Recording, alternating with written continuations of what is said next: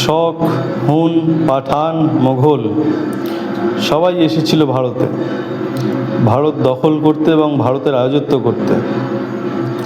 কিন্তু কি হলো? তারা নিঃশেষিত হয়ে গেল।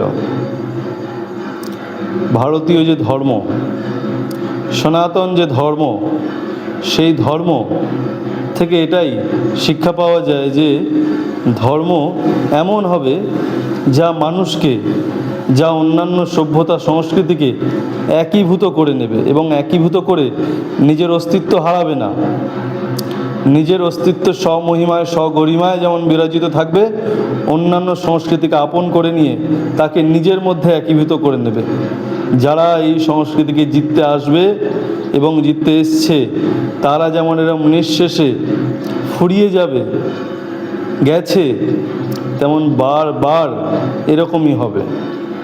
আর এটা একমাত্র যাদের জন্য সম্ভব, তারা হলেন ভারতীয় ঋষি।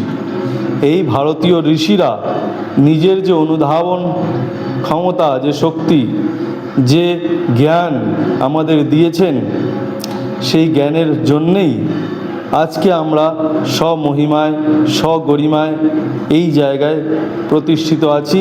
এবং একটা সময় আমরা সারা বিশ্বে আমাদের যে সংস্কৃতি ছড়িয়ে পড়েছিল, আবার সময়ের অন্তরালে যখন আমরা কিছু ভুলে যাই, আমরা নিজেদেরকে ভুলে যাই, তখন আমরা কি করি? আমাদের নিজেদের ক্ষয়প্রাপ্ত হয়। আবার আমরা যখন নিজেদের চিনতে শিখেছি, নিজেদের জানতে শিখেছি এবং আমরা নিজেদেরকে আরও ভালো করে জানছি, তখন আমরা অন্যদেরও জানাচ্ছি, বোঝাচ্ছি, তারাও বুঝতে পারছি যে এই ভারতীয় সভ্যতাই সমস্ত বিশ্বের পথ দেখানোর একমাত্র ধর্ম, একমাত্রই রাস্তা, এই সনাতন ধর্ম। কাজেই ভারত আবার জগত সভায় শ্রেষ্ঠ আসন লবে, এতে কোনো সন্দেহ নেই। এই জায়গায় আমরা পৌঁছবই। আর যারা বলেন ধর্মের অন্ধতা আমাদের আছে, আমরা বলবো ধর্মের অন্ধতা নয়, আমরা মানুষকে প্রশ্ন করতে শিখিয়েছি, যে প্রশ্ন করো ধর্ম কি, উপনিষদ, কাছে এসে বসো, জানো, নিজেকে জানো, সারা বিশ্ব ব্রহ্মাণ্ডকে জানো। অহম ব্রহ্মাস্মি তৎ ত্বমসি, যে সামনে আছে তাকেও জানো, যে ভিতরে আছে তাকেও জানো।